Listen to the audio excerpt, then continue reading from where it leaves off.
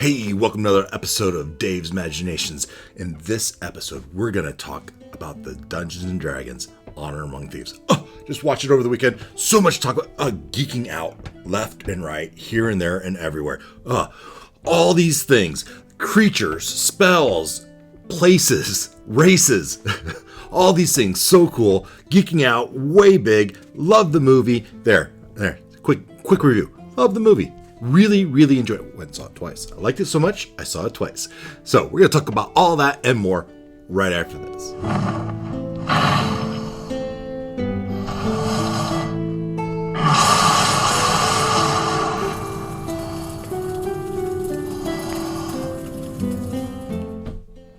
So I went and saw the movie.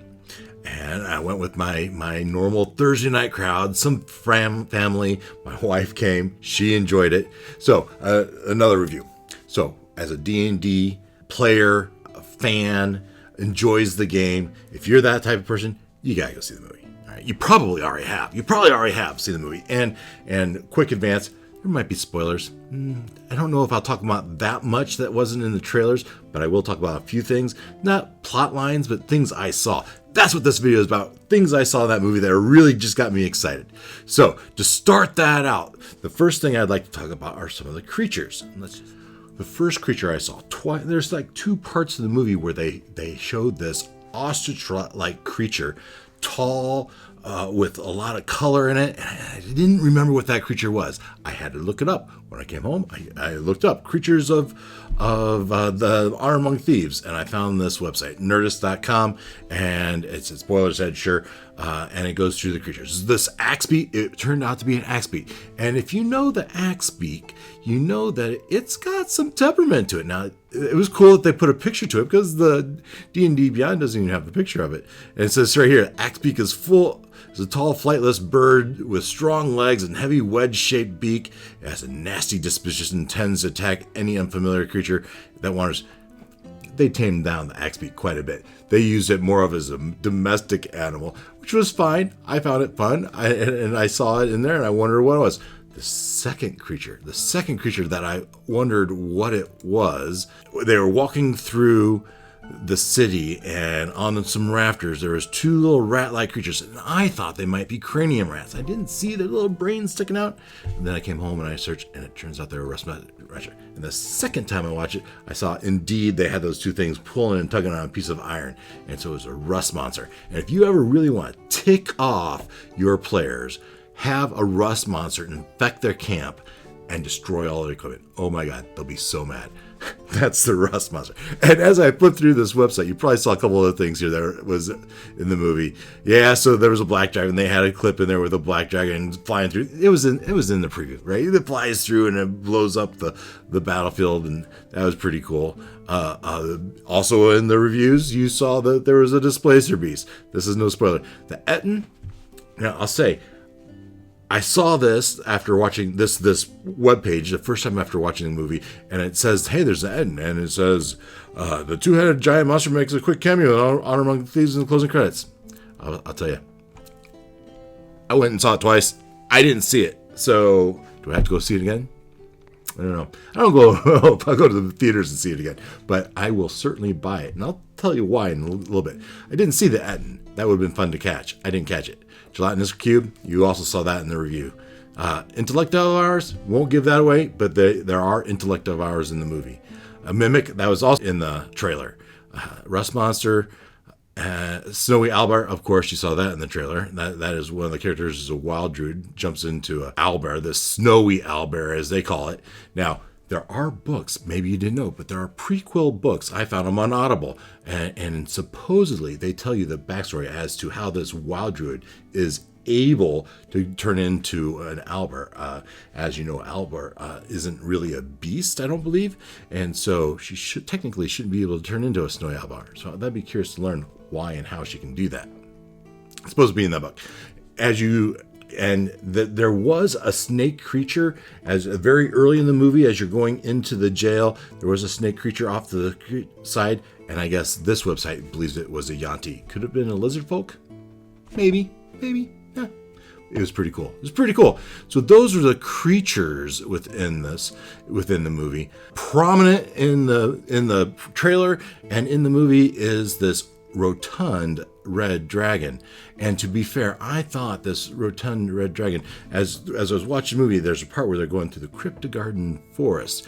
And I thought, is that Old Gnawbone? Not remembering that Old Gnawbone was actually a green dragon. But they actually said a name during the movie, and I didn't quite catch it. It's kind of hard to hear, kind of hard to catch. But it turns out that this red dragon is Thumberchod. Now, I've done a little research on dragons throughout my campaign. I just did Tiamat, Rise of Tiamat, and there... To do that, I did a little bit of research, and I don't remember this dragon. It may be in the list. I didn't catch it, and I didn't recognize the name. I didn't recognize it as a rather obese dragon. Kind of funny. It was made for a cool chase scene, and you catch a little bit of that in the trailers, and it was fun to watch that. But Thumberchod was one of the things I was wondering about after the movie. Jumping back to the spells. So, similar to the creatures, there were spells in this movie, and you know what, I mentioned a little bit of why I would buy this movie. It's probably the manifestation of these spells, the manifestation of the country, of the world, of the scenery, of the creatures, of the races, is why I would buy this movie. But specifically, and here we're on this website, this is Screen Rant, and it's listing all these different spells that are in it. And there's one in particular that I didn't, as I'm making you dizzy watching through all these. So they go through all the different ones, and all your favorites are in this movie. And it's really cool how they manifest them, how they use them at different times.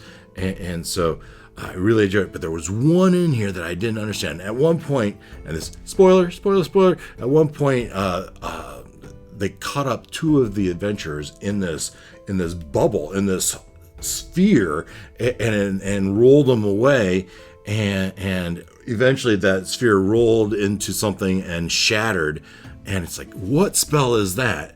And so that's why I searched for it, and I found that it was the spell Resilient Sphere. Now, I've never had this cast in my game. I wasn't aware of it. And so here, don't read the screen if you don't want to know, but it is used, it is cast, and it was pretty cool. And I learned something. I wasn't aware of that.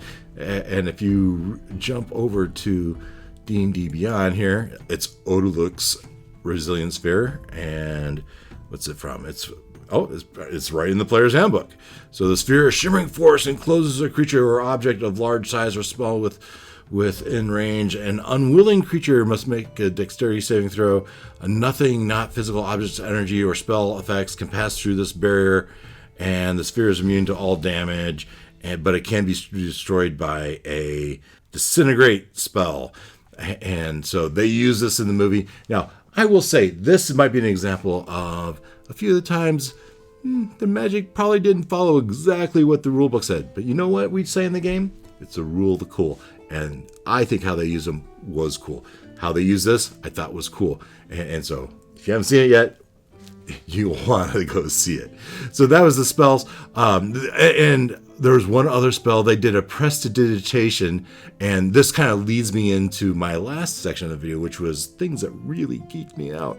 And so early in the spell, someone cast prestidigitation and cast a spell of fresh cut grass. And that made me out loud. As we all know, fresh cut grass is Critical Role character. And so what a call out. Sam Riegel's character in Critical Role. That had to be quite an honor for that to make the movie. So that was an example of something that geeked me, a deep Easter egg that really just appealed to me. Another example of that is the setting, the whole setting, as they flew through the setting and brought up the map, and they start this movie out in Icewind Dale, and this Kelvin's Carn, I believe it is, was the jail from the setting of Icewind Dale. I never played the Icewind Dale setting, maybe someday in the future. But this movie starts out in this jail, and then as they move from that jail and they go down the sword course in the north, they took us through all these settings. As they traveled, they passed a volcano, which was most certainly Mount Hutno, and then they come to open field as they lead into Neverwinter City. And one of my players that was sitting next to me said, "Well, this must have been before Dave destroyed Neverwinter." Okay. I didn't destroy Neverwinter, but I did have an attack, and I did have the thought of, boy, right there is where I held the battle. Super cool. I thought it was really neat. And then we get into Mount Huntno, and there were all these locations, and it was really neat. And so to see their version of Castle Never was really cool for me. And then at some point, as they're traveling, as I already mentioned, they went to Cryptogarden, and I thought, I wonder if old Gnawbone was there. It was. Oh, that was a spoiler. You don't see an old Gnawbone. It turns out they go somewhere else. They encounter that red dragon, Thumberchard. The last thing I want to mention is things that really geek me out is there's a portion of that movie, and this is in the trailer also, that they're in this Coliseum going through some maze, and in that Coliseum they are competing against other parties to get to some cage, and one of those other parties is an Easter egg, a nice deep cut for an 80s guy such as me. That was a nice deep cut. I'm not going to say who it was. I'll let you put down in the comments, though, if you want to. Go ahead and put in the comments who the Easter egg was in the Coliseum for an 80s guy like me. I thought it was really cool, and that was another one of the Easter eggs that I really enjoyed. So finally,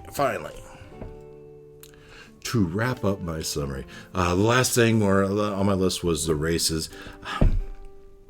They were just okay. So when they showed the Tabaxi, I think they might have done a better job. Dragonborn could have done better. Halfling, and you might say Bradley Cooper plays a small role in this movie. I thought they could have done a better job making the halfling more distinct, unless it was a gnome. Doesn't really matter. Whichever it was, halfling or gnome, they could have done a better job making it more distinctive.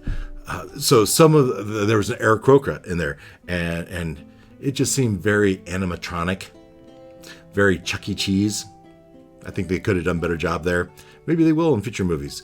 But so there was that. Oh, and then the last thing I'd comment on is the coolness of the trailer with the Led Zeppelin Whole Lot of Lovin', right? That really cool classic rock song and really got the vibe for the movie.